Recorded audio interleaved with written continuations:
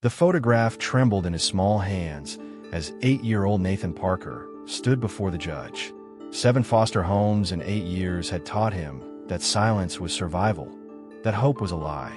But some things couldn't be forgotten: the heartbeat, the lullaby, the face in the picture he clutched like a lifeline. Judge Olivia Carter had spent her career unearthing the truth, presiding over family court's most heartbreaking cases with an unshakable resolve. But what no one knew was why. How a falsified death certificate and an empty hospital crib had turned a grieving mother into the law's most relentless protector.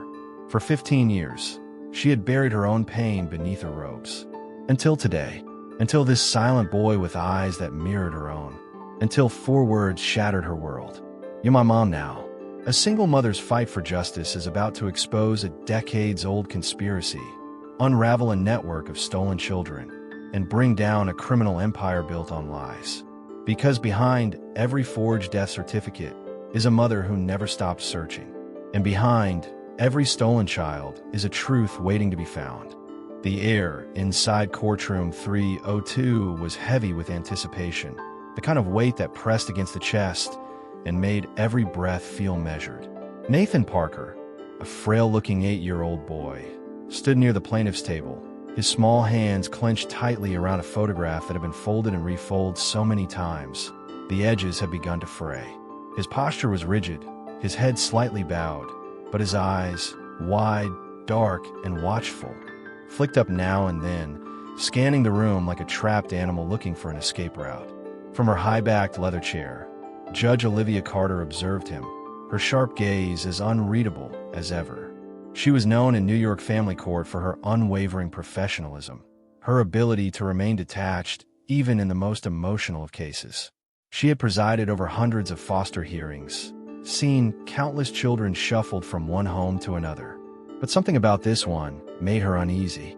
She cleared her throat and shifted her focus to the foster parents seated beside Nathan, William and Charlotte Harris, a well-dressed couple in their early 40s. William, in his expensive gray suit, adjusted his gold cufflinks, while Charlotte smoothed her immaculate beige dress, feigning discomfort. Olivia recognized their type immediately: wealthy, well-spoken, but detached. They were the kind of foster parents who took in children for the tax benefits and the social clout, not out of any genuine desire to provide a home. "Mr. and Mrs. Harris," Olivia began, flipping through the file in front of her. "You've had Nathan in your care for 4 months, correct?" Charlotte sighed dramatically, shifting in her seat. "Yes, Your Honor, but it's become clear that we're not the right fit for him." Olivia's eyes flicked to Nathan, who hadn't moved. He looked smaller than most 8-year-olds, his navy blue sweater hanging loosely off his thin frame. "Not the right fit," Olivia repeated, her tone cool. "Would you care to elaborate?" William jumped in before his wife could speak, his voice smooth, rehearsed. "Nathan has been difficult. He refuses to speak most days. When we try to include him in family activities, he isolates himself. We've done everything we can, but he simply won't integrate into our home." Olivia arched an eyebrow. "So, your solution is to return him?" Charlotte shifted uncomfortably. "It's not like that, Your Honor," she insisted. "We're experienced foster parents. We've raised several children, and all of them have thrived with us. Except Nathan." Silence. Olivia's fingers tapped lightly against the bench as she scanned the foster records in front of her. Nathan had been in 7 homes in the last 8 years, each placement ending with the same vague complaint: difficulty bonding, unresponsive, emotionally detached. She studied the boy again. He hadn't made a sound, hadn't interrupted, hadn't even twitched at the accusations being hurled in his direction. But his fingers, wrapped around that worn photograph, tensed every time his name was mentioned. "Nathan," Olivia finally addressed him directly, softening her tone. "Do you have anything you'd like to say?" The boy didn't move at first, as if weighing the question. Then, with an almost imperceptible breath, he lifted his head, his dark eyes locking onto hers for the first time. A strange sensation rippled through Olivia, something deep and unsettling. There was something familiar about those eyes, though she couldn't place why. Then he spoke. 4 words. Soft but clear. "You're my mom." Gasps filled the courtroom. Olivia felt the world tilt beneath her. The gavel nearly slipped from her fingers. The Harrises' faces drained of color. The court clerk dropped his pen, and even the stenographer stopped typing. But Nathan's expression remained calm, almost certain. He didn't blink. He didn't waver. And for the first time in her long career, Judge Olivia Carter felt like she was about to lose control. The courtroom remained frozen in silence, Nathan Parker's voice still echoing in the minds of everyone present. "You're my mom." Judge Olivia Carter sat rigidly, her fingers tightening on the gavel resting in front of her. This was a mistake, a misunderstanding. It had to be. She had presided over countless cases in family court. She had seen desperate children invent fantasies about their real parents, hoping someone would rescue them from the system. This was just another one of those cases. Except, something about this was different. The look in Nathan's wide, unblinking eyes unsettled her in a way she couldn't explain. He wasn't crying. He wasn't confused. He was sure. A cough broke the tension. William Harris adjusted his tie, clearing his throat. "Your Honor," he said, his voice measured, "this is exactly the kind of behavior we've been dealing with. Nathan has serious emotional struggles. He refuses to bond with us, refuses therapy, and now, well," he gestured vaguely. Charlotte shook her head, exasperated. "It's exhausting," she said, rubbing her temples. "He doesn't talk, and when he does, it's something completely unrealistic. It's not healthy, Your Honor. We've tried everything." Nathan stood stiffly between them, his fingers still gripping the photograph like a lifeline. Olivia took a steadying breath. "Mr. and Mrs. Harris," she said, her voice level. "You've had Nathan in your care for 4 months. Was there anything unusual about his behavior when you first took him in?" Charlotte sighed dramatically. "He was distant, wouldn't talk, wouldn't play with the other children in the house. He keeps that photograph with him constantly, won't let anyone touch it." William nodded. "We took him to a child therapist. They said he shows signs of trauma, selective mutism. He wakes up screaming at night, and when we try to comfort him, he just stares at us like we're strangers." Charlotte shifted. "We had no choice. We have other children to think about." Olivia let their words settle, but her eyes kept flicking back to Nathan. He hadn't moved, hadn't reacted to a single word spoken about him. He just stood there, quiet, watching. She turned to Sarah Reed, the assigned social worker, who was flipping through a thick file. "Ms. Reed," Olivia said, "what do Nathan's records indicate?" Sarah walked forward, file in hand. Her expression was tense. "Nathan Parker entered the foster system as an infant," she began. "He was placed in 7 different homes over 8 years." A murmur rippled through the courtroom. 7 homes? That was unusually high. Olivia frowned. "And why was he moved so often?" Sarah hesitated, then continued. "Each family reported the same issue. Difficulty bonding, resistance to attachment, severe night terrors." But she hesitated. Olivia caught the shift in her tone. "But what, Ms. Reed?" Sarah exhaled, flipping through the pages. "There's a pattern, Your Honor.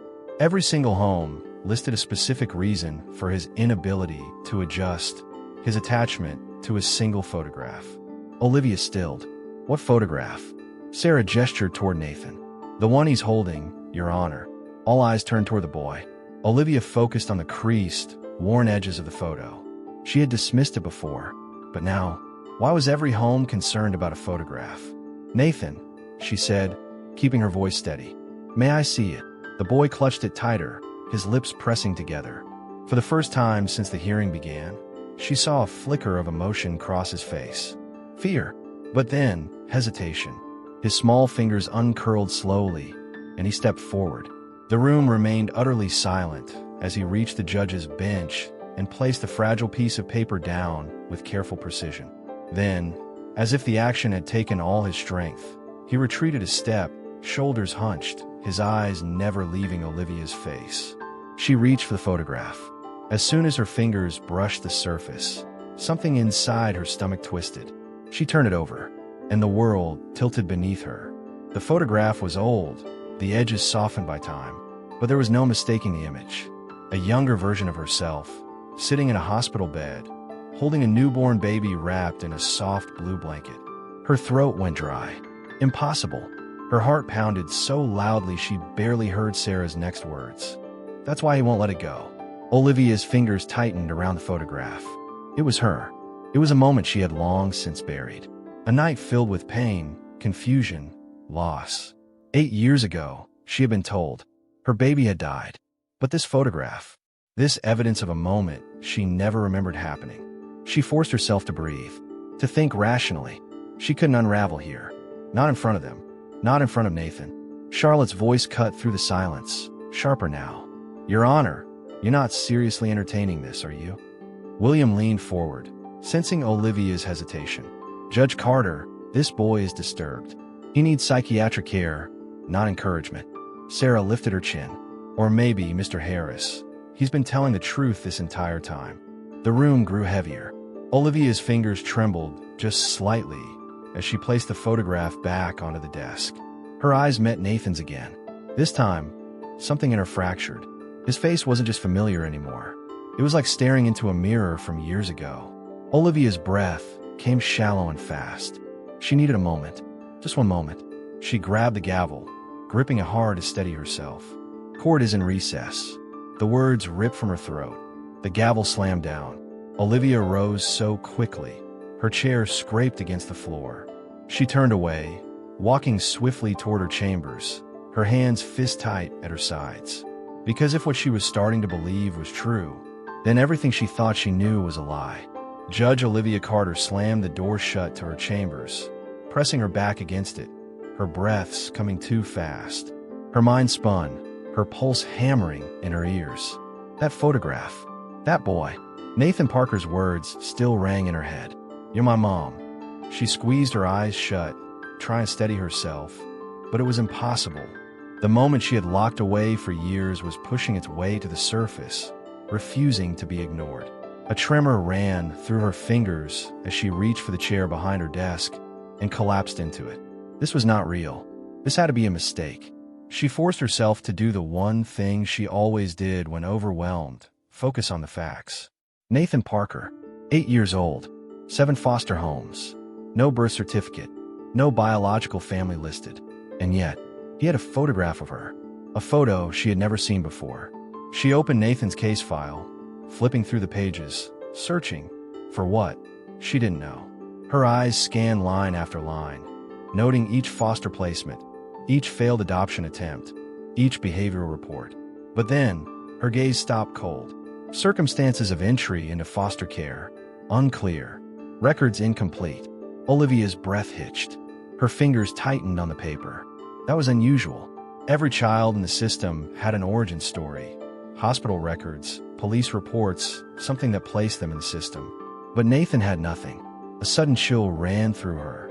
She turned to the earliest document in the file, expecting to see a standard intake report. Instead, she found a single sheet of paper, a generic entry, stating that Nathan had been relinquished to state care as an infant. No details, no parental information, no medical history, nothing. Her hands trembled. It was as if someone had erased his past. A knock on the door startled her. She snapped the file shut and tried to compose herself. Come in. The door opened slowly, and Detective Ryan Morgan stepped inside. He was an old friend, someone she hadn't seen in months, maybe longer. Tall, broad-shouldered, with sharp green eyes, Ryan had once been a promising NYPD detective. But in recent years, he had made a name for himself investigating corruption in the foster system. The fact that he was here now, of all times, made Olivia's stomach turn. What are you doing here? She asked, her voice tighter than she intended. Ryan studied her closely, his expression unreadable. I could ask you the same thing. He gestured toward her still shaking hands. You look like you just saw a ghost. Olivia let out a dry, humorless laugh. Maybe I did. Ryan's eyes narrowed. He stepped closer, dropping a folder onto her desk. You need to see this. She hesitated, then flipped it open. Her stomach dropped. Inside were pages of reports, evidence files, witness statements. What am I looking at? She asked, her voice barely above a whisper. Ryan exhaled. The biggest child trafficking scandal the city has never heard of. Olivia's fingers tightened on the edge of the folder. Ryan continued. For the past 5 years, I've been tracking irregularities in the foster system. Kids disappearing, records altered, infants with missing birth certificates. She stilled. Ryan's voice lowered. All of it leads back to Riverside Memorial Hospital. Olivia felt the air leave her lungs. Riverside. Ryan nodded. I have reason to believe that for over a decade, newborns at that hospital were taken from their mothers under false pretenses and funneled into the adoption system. The words hit her like a physical blow. She couldn't breathe. Ryan continued, not noticing how her hands had curled into fists on her lap. It was simple. Target vulnerable mothers, single women, women in distress, women with no immediate family. Tell them their baby didn't survive. Her vision blurred. Then forge a death certificate. Her chest tightened and placed the infant into a closed adoption. Her ears began to ring. Ryan sighed. Olivia, they covered their tracks well. But some kids, like Nathan Parker, fell through the cracks. Nathan. Olivia's throat was too tight to speak. Ryan leaned forward. You look like you already know something. She forced herself to meet his gaze. 8 years ago, she whispered, I was a patient at Riverside Memorial. Ryan's expression changed instantly. I had a baby. Her voice was barely audible, and they told me he was stillborn. Ryan stilled. Neither of them spoke for several seconds. Finally, Olivia closed her eyes. When she opened them again, her decision was made. She reached for her desk phone and dialed a number from memory. A few rings later, a voice answered. Dr. Laura Bennett speaking. Her oldest friend, a geneticist at the state crime lab. Laura, Olivia said, I need a DNA test. Discreet. Urgent. A pause. Then, how soon? Olivia's fingers tightened on the receiver. Tonight. She hung up before she could second-guess herself. Ryan exhaled. You think he's yours? Olivia pressed a hand against her forehead, trying to breathe past the dizziness. I don't know. But she did. Deep in her bones, she knew. Ryan nodded slowly. I'll help you get answers. Olivia straightened, regaining control of her composure. She had work to do. If Nathan Parker was her son, she would burn the entire system down to get him back. The fluorescent light flickered in the small, dimly lit records office as Sarah Reed ran her fingers along the rows of dusty files. Her eyes scanned each name quickly, her stomach tightening with unease. She had worked in the foster care system for years, had seen heartbreaking cases, but something about Nathan Parker's file disturbed her more than anything she had encountered before. There were too many gaps, too many missing details. The inconsistencies weren't just oversights, they felt deliberate.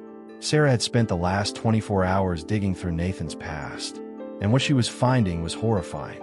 7 foster homes in 8 years. Every placement ended the same way: behavioral issues, refusal to bond, night terrors. But something wasn't adding up. She leaned over her laptop, her brow furrowing. Most children in the system had a full intake report. Hospital records, parental history, reasons for placement. Nathan had none of that. His earliest official record was from when he was a few months old, but no birth certificate, no record of his parents, no explanation for how he ended up in foster care. Her fingers flew across the keyboard, pulling up old reports from each of Nathan's foster placements. Then she saw it. Every family had been warned about something before taking Nathan in. Not about his behavior, not about his inability to bond, but about his photograph. Sarah's heartbeat quickened as she opened each report, scanning for the pattern she now recognized. Every foster family had filed a complaint about Nathan's obsession with a single photograph, the same one he had clutched in the courtroom. Every time someone tried to take it away from him, he had fought back, screamed, shut down completely. Sarah leaned back in her chair, exhaling sharply. Someone had erased this child's past, and she needed to know why. The buzzing of her phone jolted her out of her thoughts. She glanced at the screen, an unknown number. Hesitating only a moment, she answered. Sarah Reed. A voice on the other end, nervous, breathy. Are you the social worker investigating Nathan Parker? Sarah's pulse jumped. Who is this? A long pause. Then, my name is Jennifer Collins. I used to work at Riverside Memorial Hospital. Sarah sat up straighter. Okay, go on. Jennifer's voice dropped to a whisper. I know what happened to that boy. Silence. Sarah's grip tightened on the phone. Tell me. Jennifer inhaled sharply. Not over the phone. They listen. Sarah frowned. Who listens? Jennifer's voice shook. The people who took him. Sarah's breath caught. Where can we meet? Jennifer hesitated. There's a diner on West 45th. Midnight. Come alone. The line went dead. Sarah stared at the phone for a moment before reaching for her bag. This wasn't just a missing file issue anymore. This was bigger. And if Jennifer Collins was telling the truth, then Nathan Parker had been stolen. The diner was nearly empty when Olivia Carter stepped inside. She had come alone, dressed in plain clothes, her hair tucked under a hat, trying to remain unnoticed. Sarah had called her after the strange phone conversation, insisting that she needed to be here. Jennifer Collins was already seated at the far end of the diner, nervously glancing around. The woman looked exhausted, her once pristine nurse's uniform replaced by an old sweater and jeans. Her hands fidgeted with a napkin. When she saw Olivia and Sarah approach, her shoulders tensed. "You're the judge," Jennifer whispered. "Nathan's judge." Olivia nodded. "And you're the woman who claims to know what happened to him." Jennifer exhaled. "I don't claim, Judge Carter. I know." She pulled out a folder, laying it on the table. 8 years ago, I worked in the maternity ward at Riverside Memorial. I was there the night you gave birth." The words hit Olivia like a slap. Sarah's eyes widened. Olivia swallowed. "I was told my baby died." Jennifer's jaw tightened. "They lied." Sarah let out a sharp breath. "Who lied?" Jennifer's hand shook slightly as she pushed the folder toward Olivia. "The hospital, the adoption ring, Judge Frank Mitchell." Olivia's blood ran cold.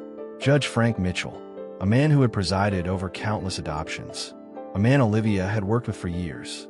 Jennifer continued. "They did it to women who were alone, women who wouldn't fight back. They told them their babies had died. Then they sold them. Sold them." Olivia's stomach turned. She opened the folder. Inside were copies of medical records, hospital logs, old emails. Then, a handwritten note from a hospital administrator. "Infant transferred to external placement. Notified Judge Mitchell for expedited processing." Her hands trembled. Jennifer leaned closer. "Your baby was never dead, Judge Carter. He was stolen. Sold." Olivia shut her eyes, her breath shaky. "Nathan, her child, her son." A slow, burning rage began to crawl up her spine. "Who bought him?" she asked, her voice deadly quiet. Jennifer hesitated. "A wealthy couple. They only kept him for a year. They gave him up when they realized he wasn't the child they wanted." Olivia's heart broke. Nathan had been abandoned. Again. Sarah inhaled sharply. "And Judge Mitchell helped cover it up?" Jennifer nodded. "For years. He approved every illegal adoption, erased every real parent from the record." Olivia's hands curled into fists. Sarah's voice was cold with fury. "Where is Judge Mitchell now?" Jennifer's expression darkened. "Still on the bench. Still approving adoptions." Silence. Then, Olivia slid the folder into her bag. She stood. She had a judge to take down, and a son to bring home. As Olivia and Sarah left the diner, the city streets felt colder, sharper. Olivia was no longer shaking. Now, she was furious, determined. Sarah's voice was low. "What do we do now?" Olivia's jaw tightened. "We get proof. We take this system apart, brick by brick." She reached for her phone. It was time to make a call. She dialed a number. After a few rings, a voice answered. "Ryan Morgan." Olivia's voice was steel. "I have a name." Ryan hesitated. "Who?" "Judge Frank Mitchell." A pause. Then, Ryan's voice turned deadly serious. "I'm on it." Olivia lowered the phone, gripping it tightly. This wasn't just about her son anymore. This was about every stolen child, every broken mother, every life Judge Mitchell had destroyed. And by the time she was done, she would make damn sure he paid. The envelope sat heavily on Olivia Carter's desk. It was unassuming, just a plain white package, the kind that held routine legal documents. But inside, it carried the truth she had been dreading and hoping for in equal measure. Her hand shook as she reached for it. Ryan Morgan stood beside her, his arms crossed, watching her carefully. "You don't have to open it now." But Olivia had to. She needed to know. She exhaled slowly and broke the seal. Inside was a single sheet of paper. Her eyes moved down the page, scanning over the medical jargon, the genetic markers, the percentage of probability. 99.9% match. Nathan Parker was her son. Olivia's breath hitched. Her fingers tightened around the edges of the paper as the weight of the revelation crashed into her like a tidal wave. It was real. It was true. Her baby, the one she had mourned for nearly a decade, had never died. He had been stolen, sold, and abandoned. A choked sound escaped her lips before she could stop it. Ryan's voice was low, steady. "It's him, isn't it?" Olivia couldn't speak. She could only nod. The room felt too small, the air too thin. She pressed a hand to her chest, struggling to breathe past the storm of emotions crashing inside her. Grief, rage, a fierce, unrelenting need to protect. Her fingers crumpled the paper slightly as she clenched her fist. Her son had been out there, lost in a broken system, shuffled between homes that never wanted him. She had lost 8 years of his life. 8 years of laughter, first words, birthdays, scraped knees, bedtime stories, all stolen. Her son had suffered alone. A surge of raw fury flooded her veins. Ryan's voice cut through the silence. "What's next?" Olivia forced herself to focus. She had a son to protect. She stood up so fast that her chair scraped against the floor. "I'm getting my son." William and Charlotte Harris sat stiffly across from her in the private legal chamber. They had been called in for an emergency meeting, unaware of what was coming. Olivia placed the DNA report on the table, sliding it toward them. "Read it." Charlotte hesitated before picking it up. Her eyes flickered over the words, and a moment later, her face drained of color. William looked over her shoulder. His jaw tightened. "What is this supposed to mean?" he asked, his voice too casual. Olivia's eyes burned with fury. "It means Nathan is my son."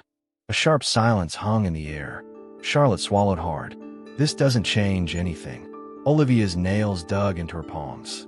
"It changes everything." William's face darkened. "We've done everything for that boy, and he still refuses to act like a normal child." Olivia's fury ignited into something dangerous. He's been abandoned, rejected, and neglected his entire life. And you expect him to be grateful? Charlotte crossed her arms. "Frankly, we think he should be placed in a group home. He's too difficult." Olivia's stomach twisted. "You want to throw him away?" William shrugged. "He's not a good fit for our family.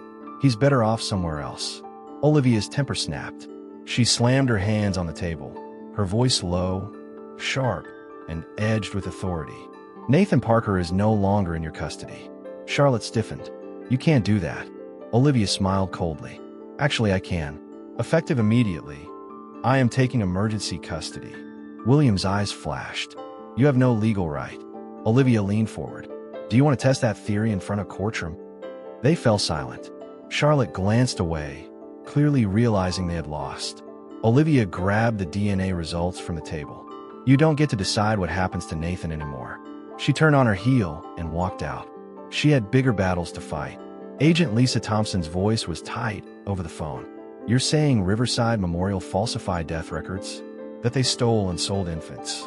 Olivia stood at her desk, staring out the window, her fingers gripping the phone. "Yes, and I have proof." A pause. Then, "I'm coming to you now." Lisa Thompson arrived in a crisp suit, her face set in a serious expression. Olivia handed her the folder of evidence, her hands steady despite the storm inside her. Lisa flipped through the files, her frown deepening. "This is bigger than I thought." Olivia crossed her arms. "I want a full investigation into Riverside Memorial and New Hope Adoption Agency." Lisa nodded. "We'll need to move carefully." Olivia's voice hardened. "I don't care how carefully we move. I care that we move." Lisa looked at her for a long moment. Then, she nodded. "We'll take them down." That night, Olivia stood outside Nathan's temporary placement home. She knocked softly. A moment later, the door creaked open, and Nathan stood there, his eyes wide. He hesitated. "Why are you here?" Olivia knelt down, so they were eye level. "I'm taking you home." Nathan frowned, confused. "Where's home?" Olivia's voice softened. "With me." His lips parted slightly, as if he didn't dare believe it. "What?" Olivia reached out carefully, brushing his hair away from his face. "Because I'm your mom." Nathan's small fingers gripped the edge of his shirt. "For real?" Olivia's chest tightened. She reached into her pocket and pulled out the DNA test results. Nathan's gaze flickered downward. His small hands reached out, brushing against the paper as he read the words. He looked back up at her, his dark eyes filled with something fragile. "Hope." "For real?" he whispered again. Olivia cupped his face gently. "For real." Nathan's lip quivered. Then, in a heartbeat, he threw his arms around her. She held him tight, pressing her cheek against his soft curls. Her son, her baby, finally home, and she would never let him go again. The streets outside Riverside Memorial Hospital were eerily quiet, too quiet for what was about to happen. In the dead of night, FBI agents in black tactical gear surrounded the entrance, their movements precise and coordinated. Agent Lisa Thompson stood at the front, gripping her radio. Go. Within seconds, the glass doors were pushed open, and the agents stormed inside. The hospital's night shift staff barely had time to react before they were being pinned against the walls. Their badges checked, their movements halted. One doctor, Dr. Alan Reeves, chief of pediatrics, tried to slip out through a back door. Stop right there, an agent barked. Reeves froze, his face pale. I don't know what this is about. Lisa stepped forward, flipping open a folder. Let's start with the falsified death certificates. His face drained of color. You have the right to remain silent. Before he could argue, metal cuffs snapped around his wrists. It had begun. At the same time, another FBI unit raided New Hope Adoption Agency. Files were seized, computers hacked. The deeper the FBI dug, the worse it got. Decades of baby trafficking, records of newborns stolen from hospitals, their birth certificates erased, wealthy families paying hundreds of thousands of dollars for private adoptions. Lisa's hand shook slightly as she flipped through the files. For every child who had been adopted, there was a grieving mother out there, believing her baby had died. Her stomach churned. She looked at one of the reports. Baby boy, listed as deceased. Date, 8 years ago. Mother, Olivia Carter. She gritted her teeth. This was bigger than she ever could have imagined. The next morning, the FBI stormed the courthouse. Judge Frank Mitchell, a man who had presided over thousands of cases, was mid-trial when the agents entered. He looked up, startled. What's the meaning of this? Lisa stepped forward. Judge Frank Mitchell, you're under arrest for conspiracy, fraud, child trafficking, and falsification of government records. The courtroom gasped. Mitchell's face twisted in rage. Do you know who you're talking to? Lisa didn't flinch. Yes, a criminal. The clerk scrambled back. Lawyers whispered. But the agents moved quickly, cuffing the judge before he could react. Mitchell thrashed. This is a mistake. I demand to speak to the DA. Lisa held up a thick file. We have evidence of over 50 fraudulent adoptions. We have witnesses, testimonies, and thanks to Jennifer Collins, we have proof you've been taking bribes for years. His face drained of all color. The gavel hit the table, but this time, Mitchell wasn't the one holding it. Take him away. Olivia sat at her desk, watching the news unfold. Her face was everywhere. Breaking news. Judge Olivia Carter's son found after 8 years in shocking baby trafficking scandal. She should have expected it. She should have prepared. But nothing could have prepared her for the avalanche of calls, messages, media requests. Ryan Morgan pushed open her office door. You okay?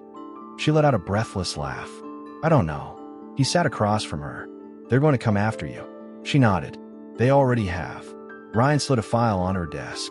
The Bar Association is reviewing your position as a judge. Olivia stiffened. They think I did something wrong. Ryan sighed. They don't like scandal. And this is the biggest one in the country right now. She ran a hand through her hair. I don't care. I'm not stopping. Ryan smiled slightly. I figured you'd say that. She picked up the DNA results, tracing the edges with her thumb. Nathan needs me more than I need this job. And she meant it. That night, Olivia found Nathan curled up in his bed, staring at the ceiling. She sat down beside him. Bad dreams. He nodded. I don't want them to take me again. Her heart clenched. No one is taking you from me. He swallowed hard. What they try? She reached out, cupping his cheek. They won't, because I will fight for you, with everything I have. Nathan's eyes filled with something fragile. Hope. He nodded. Okay. She pulled him into her arms. You're safe now. She hoped he believed it, because she would never let him go again. The next day, Jennifer Collins sat in the FBI headquarters, her hands tightly clasped in front of her. Across from her, Lisa Thompson hit record. Tell us everything. Jennifer inhaled sharply. It started years ago. We were told of falsified death certificates for certain mothers. Women who were alone, women who couldn't fight back. Lisa nodded. Who gave you orders? Jennifer's fingers dug into the table. Dr. Alan Reeves, Judge Mitchell, and the New Hope Adoption Agency. Lisa exchanged glances with her partner. How many children? Jennifer closed her eyes. When she opened them, They were wet with tears. Hundreds, maybe thousands. Silence. Then, Lisa's jaw tightened. "Do you have names?" Jennifer slid a USB drive forward. "Every child I could find." Lisa took it, her grip tight. "This is going to change everything." The next morning, the list of stolen children surfaced. Over 100 names. Families who had been told their babies were dead. And now, those families had a second chance. Olivia watched the news. FBI calls for DNA testing nationwide. Missing children may still be out there. Her throat tightened. She looked over at Nathan, who was quietly coloring at the table. How many other children were out there, just like him? How many mothers still cried at night, believing they had lost their babies forever? She touched Nathan's shoulder gently. "We're going to help find them." Nathan looked up. "All of them?" Olivia nodded. "Every single one." Nathan smiled, small but real. And in that moment, Olivia knew. This wasn't just about her son anymore. This was about all of them. And she wouldn't stop until every lost child was home. The courtroom was packed. Reporters, victims, grieving mothers, all crammed into the gallery, waiting for justice. Olivia Carter sat at the prosecution's table, her fingers pressed together tightly. Beside her, Lisa Thompson and Ryan Morgan were tense, scanning the room. At the defendant's table, Dr. Richard Adams adjusted his suit jacket, his expression unreadable. He had been one of the masterminds behind the stolen baby ring. And today, he was going to face his reckoning. The judge entered, banging the gavel. "We are now in session." Dr. Adams' lawyer stood. "Your Honor, my client would like to make a deal." A ripple of murmurs ran through the courtroom. Lisa Thompson's eyes narrowed. "He's going to try to talk his way out of this." The judge raised an eyebrow. "And what deal are you proposing?" The lawyer straightened. "My client is willing to name every person involved in the adoption fraud, including high-ranking officials, in exchange for a reduced sentence." More murmurs. Olivia's jaw tightened. Lisa leaned over. "We need those names." But Olivia's stomach twisted. If they took the deal, he'd get off easy. The judge considered for a moment. "Mr. Adams, do you confirm that you have valuable information?" Dr. Adams smiled slightly. "I know where the bodies are buried, Your Honor." A chill ran through the room. This wasn't just about stolen babies. People had been killed to protect this secret. The prosecution attorney, Mark Phillips, rose. "Your Honor, before we consider this plea, the prosecution has new evidence to present." The judge nodded. "Proceed." Mark turned to the gallery. "We have uncovered that William and Charlotte Harris, the foster parents of Nathan Parker, were not just negligent caretakers. They were complicit in covering up his origins." A gasp rippled through the crowd. Charlotte Harris's face turned pale. "Lies," she snapped. Mark didn't blink. He lifted a folder. "This is a series of financial transactions, large deposits into the Harris's accounts. Each time they took in a special foster child." William shifted in his seat. "This is ridiculous." Lisa Thompson stood. "Your Honor, our investigation uncovered that the Harris's were working directly with New Hope Adoption Agency. Their job was to take in children whose pasts needed to be erased. If a child remembered too much, they ensured that child remained isolated, fearful, and unable to speak up." Charlotte gripped the table. William tried to keep his expression blank. The prosecution continued. And the worst part, they were going to send Nathan to a group home not because he was difficult, but because he had started to remember. Olivia felt her stomach turn. Nathan had been so close to being lost again. The judge's expression hardened. "Do the defendants have anything to say?" Silence. Then, Charlotte broke. "We were just doing what we were told." Murmurs exploded again. Olivia's blood boiled. Lisa leaned over. "We've got them." Charlotte continued. "We were told that Nathan's birth mother was dangerous, that she would try to take him. We were just following orders." Olivia's hands curled into fists. "Whose orders?" the judge asked. Charlotte hesitated. Mark pushed forward a document. "This is a letter from Judge Frank Mitchell, instructing the Harris's on how to handle Nathan Parker." The courtroom erupted. More proof. More corruption. The judge banged the gavel. "Enough. The court will review this evidence. For now, let's proceed with the witness testimonies." Olivia took a deep breath. It was time. Nathan was about to testify. The bailiff led Nathan to the witness chair. He was small, his feet barely touching the floor, but he held his head high. Olivia's heart ached for him. She had fought to protect him from this moment. but he had insisted. "I want to tell them what happened." Mark stepped forward. "Nathan, do you remember your time in the foster system?" Nathan nodded. "Yes. Can you tell us about someone who helped you?" Nathan hesitated. Then he spoke. "There was a nice nurse. Her name was Jennifer. She told me my mom was alive." Jennifer Collins, sitting in the audience, covered her mouth with her hands. Tears welled in her eyes. "She gave me a picture," Nathan continued. "She said to keep it safe, because one day I would need it."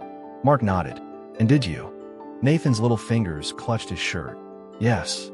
Mark turned to the judge. "Your Honor, Jennifer Collins is here today to confirm that Nathan's birth mother was targeted from the start." The judge nodded. "Proceed." Jennifer took the stand. She looked at Nathan and smiled gently. "You were such a brave boy." Nathan smiled back. Then she turned to the judge and dropped the biggest bombshell yet. Jennifer placed a worn, leather-bound book on the table. "This is a ledger." The prosecution leaned forward. Jennifer swallowed. "This book contains names of the mothers they targeted, the ones they chose to steal from." The judge's eyes darkened. "Where did this come from?" Jennifer hesitated. Then, it was hidden in Dr. Adams' office. Gasps. Dr. Adams paled. "This is nonsense." Jennifer flipped the pages. Then she stopped. She held up the book and read a name aloud. "Olivia Carter." Silence. Olivia's breath caught. Jennifer looked at her. "They chose you, Olivia, because you were a judge, because they thought you'd never question the system." The weight of it hit Olivia like a brick wall. They had stolen her son, because they thought she'd never look for him. Lisa stood, her face dark.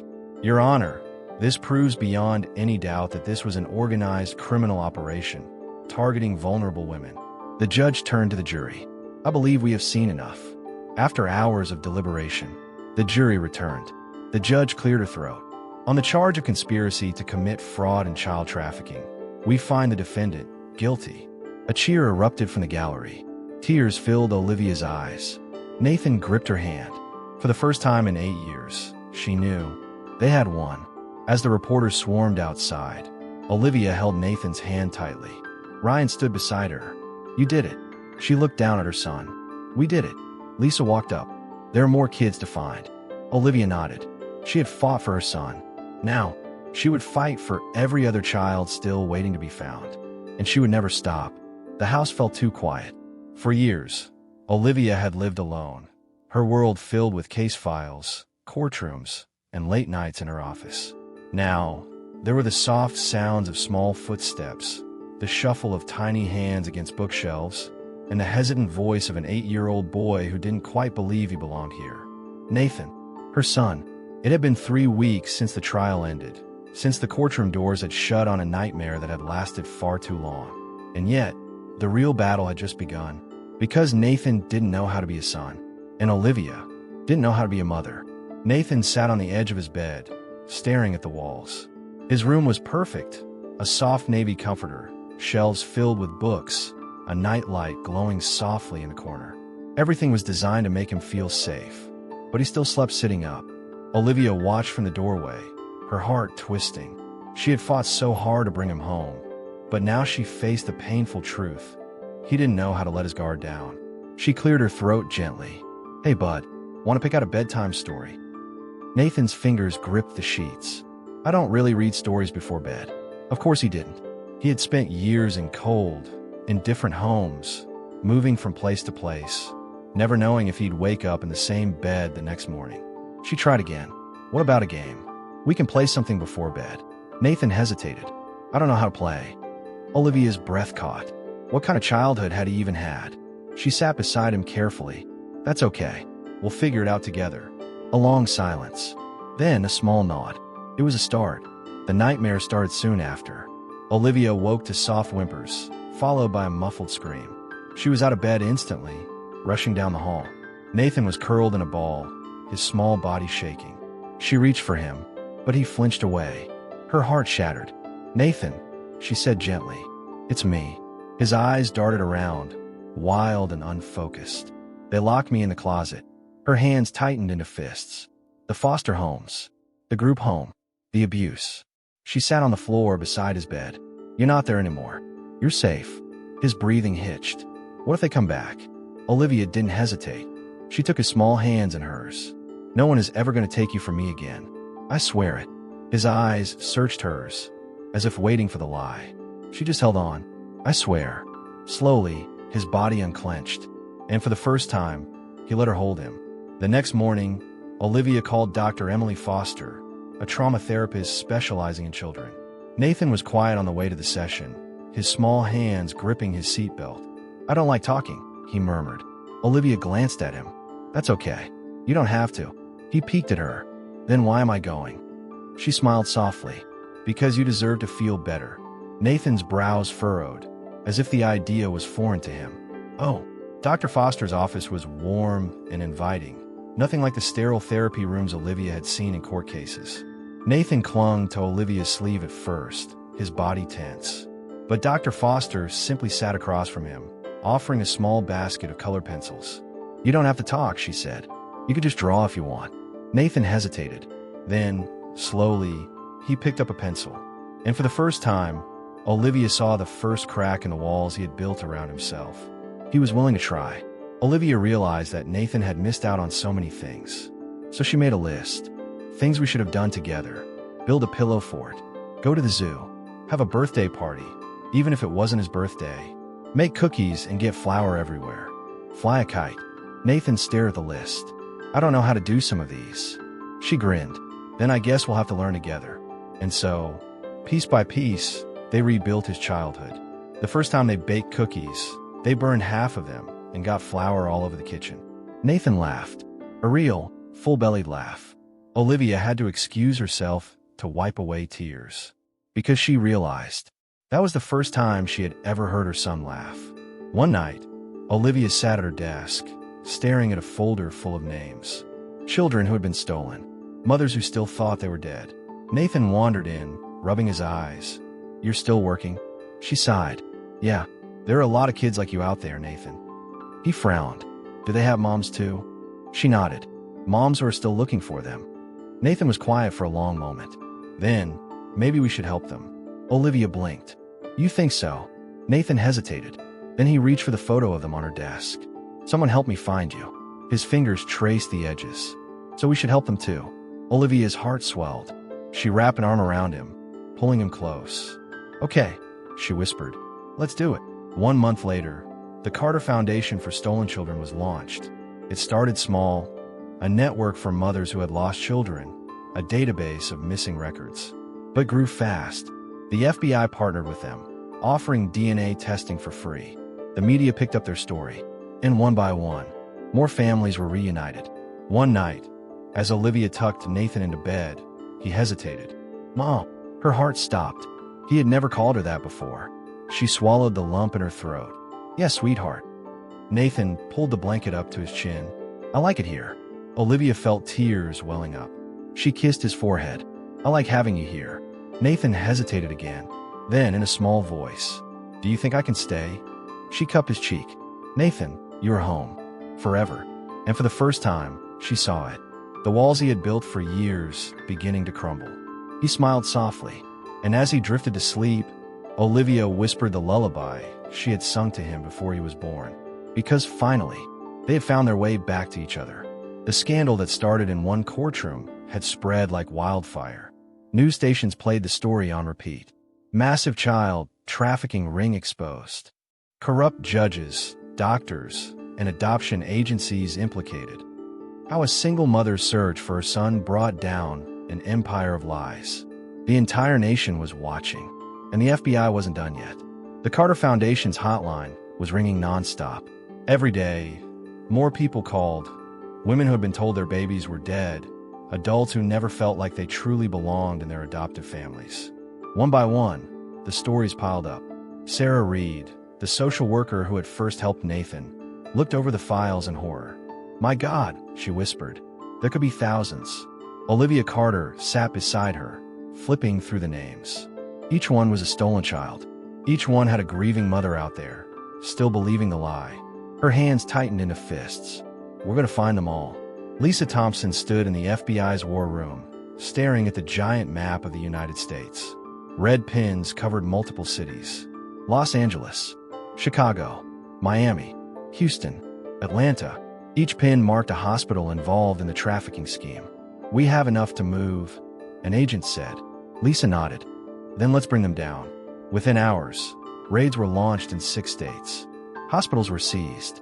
Doctors and administrators were dragged out in handcuffs. Computers were hacked. Documents were recovered. Ledgers, bank transfers, secret adoption files hidden in basements. It was bigger than anyone had imagined. A full national operation spanning 30 years. Lisa's jaw clenched as she read the reports. So many babies. So many families ripped apart. But no more. This was the beginning of the end.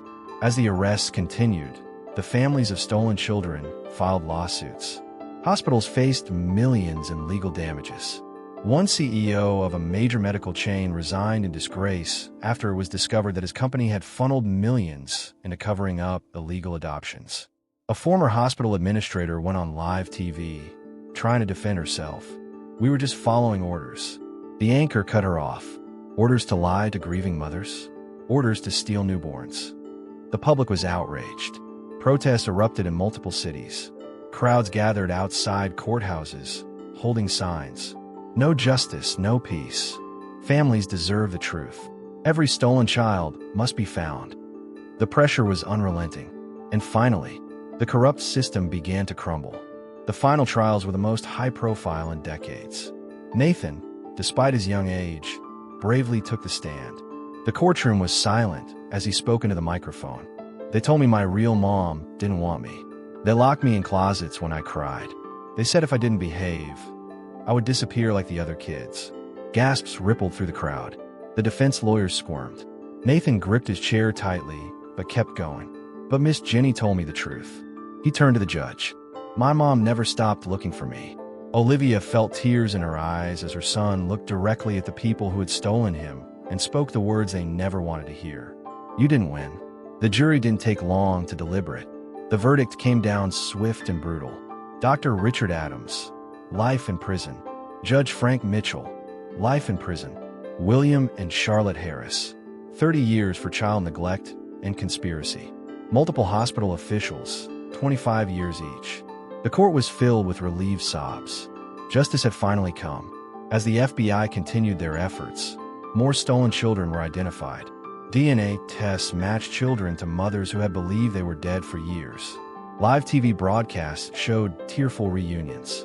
One woman collapsed to her knees, holding the daughter she had last seen as a newborn. "I thought I'd never see you again." The stories kept coming, one after another. The impossible was happening. Mothers and children were finding their way back to each other. And it had all started with Nathan. One evening, as Olivia sat in her office, Ryan Morgan placed a letter on her desk. She recognized the seal immediately. "The Judicial Review Board. They cleared your name," Ryan said. Olivia exhaled. "So I can go back to being a judge." Ryan hesitated. "Is that what you want?" She didn't answer right away. Her eyes drifted to Nathan's latest drawing pinned to the wall. It showed 2 stick figures holding hands. A label scribbled in uneven letters read, "Me and Mom." She swallowed hard. "No." Ryan blinked. "No." Olivia straightened. "I spent years serving justice in a courtroom. But this." She gestured to the stack of names on her desk. "This is where I'm needed now." Ryan smiled. "I figured you'd say that." Olivia grabbed a pen. She signed a resignation letter without hesitation. She wasn't walking away from justice. She was taking the fight to a bigger battlefield. And she wouldn't stop until every stolen child was home. The next day, Olivia stepped in front of a crowd of reporters. Nathan stood beside her, holding her hand. Flashes erupted as cameras captured the moment. She took a deep breath. "Today, I am announcing the expansion of the Carter Foundation for Stolen Children." Murmurs swept through the crowd. She continued. "For too long, these crimes were hidden. For too long, families were torn apart with no way to fight back." Her voice grew stronger. "That ends now." Nathan squeezed her hand. She glanced at him, then faced the cameras again. "We will not stop until every child is found. Until every corrupt official is behind bars. Until no mother has to wake up wondering if her baby is still out there." She looked at Nathan again, pride swelling in her chest. "Because if my son taught me anything, it's that hope never dies." The reporters erupted with questions. The fight was just beginning, and Olivia was ready. 1 year later, the hall was packed. Rows of chairs stretched as far as Olivia Carter could see, filled with families who had once lived through the same nightmare she had. But tonight, there was no more fear. There were only tears of joy, laughter, and the bittersweet reality of everything they had lost and gained. The Carter Foundation for Stolen Children had arranged this first-ever national reunion for the families who had been torn apart by corruption, deception, and greed. 1 year ago, Nathan had been lost, and now, he was home. Olivia glanced around the room, recognizing familiar faces. Mothers who had spent years grieving, believing their babies were dead, now holding them in their arms. Children who had been raised by strangers, now standing beside their real families. In the crowd, Olivia spotted Lisa Thompson, the FBI agent who had spearheaded the national investigation. Lisa gave her a small, knowing smile. She knew just how much this moment meant. Because tonight wasn't just about the past. It was about the future. A future where stolen children weren't forgotten. A future where every corrupt official, judge, and doctor responsible for this nightmare was behind bars. A future where no mother had to wake up wondering if her child was still out there. And at the heart of it all, Nathan. The lights dimmed as the event organizer took the stage. Tonight, we celebrate the courage of families who never gave up hope. Applause rippled through the room. The organizer continued. And to remind us all why we are here, please welcome Nathan Parker. A hush fell over the crowd. Nathan, now 9 years old, stood up from his chair beside Olivia. She squeezed his hand. "You got this, bud." Nathan took a deep breath, walking onto the stage.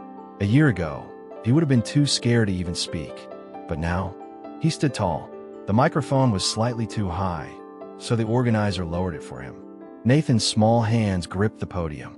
He looked out at the sea of faces, some smiling, some crying, some just waiting. And then he spoke. 1 year ago, I didn't know what the word home meant. The room was silent. I lived in 7 houses, but none of them were mine. I was told I was too difficult, that I didn't belong, that nobody wanted me. A few mothers wiped their eyes. Nathan swallowed, his voice growing stronger. But one person never stopped looking for me. He turned toward Olivia. My mom. Olivia felt her heart clench. Nathan took a deep breath. The bad people thought they won. They thought we wouldn't find each other. His little hands tightened around the podium. But we did. A single applause broke the silence. Then another, and another, until the entire room erupted in cheers. Olivia wiped away a tear, overwhelmed with pride. Because Nathan had spent so much of his life being afraid. But now, he was standing in front of the world, unafraid. He was finally free. As Nathan stepped down, the event organizer took the microphone again.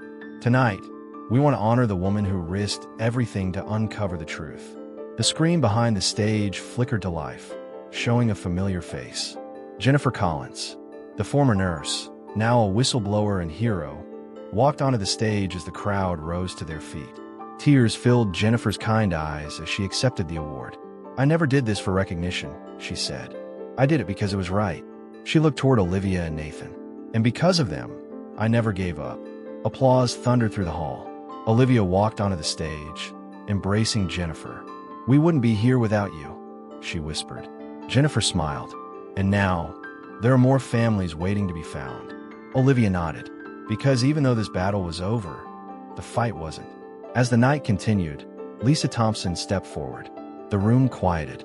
As of tonight, she announced, 500 children have been reunited with their biological families. Gasps echoed through the hall. Tears flowed. Hugs were exchanged. It was a miracle. But Lisa wasn't done. She lifted a stack of folders. And we have over 100 more cases currently being investigated. The applause was deafening. Because the mission wasn't over. But the world was finally listening.